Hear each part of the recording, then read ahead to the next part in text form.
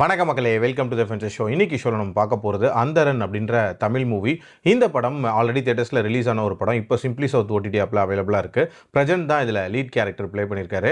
இந்த படம் ஒரு வித்தியாசமான மிஸ்ட்ரி த்ரில்லர் அப்படின்னே சொல்லலாம். அதாவது ஒரு பொண்ணை கல்யாணம் பண்ணிக்க இருக்கக்கூடிய ஆண்கள் எல்லாம் மர்மமான முறையில் இறந்து போகிறாங்க அப்படின்ற ஒரு தீமில் தான் அந்த கதை நகருது. ஆக்சுவலாக அந்த பொண்ணு ஒரு பணக்காரரோட பொண்ணு, அதுவும் ஒரு ஜாதி ரீதியாக ஒரு பெரிய ஆளாக இருக்கக்கூடியவரோட பொண்ணு.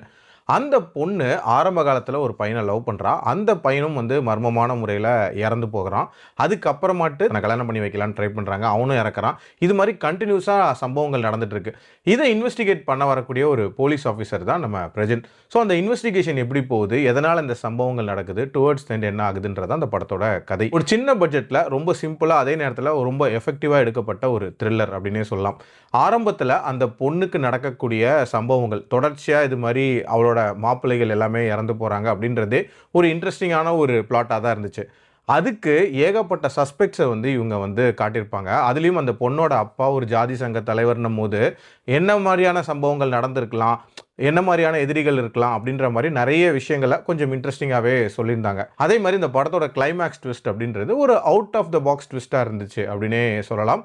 அதுவுமே எதிர்பார்க்கல. பட் அதுக்கான முடிவு அப்படின்ற மாதிரி ஒன்று கொடுத்துருப்பாங்க. அது அந்த அளவுக்கு கன்வின்சிங்காக இல்லை அப்படின்னே சொல்லுவேன்.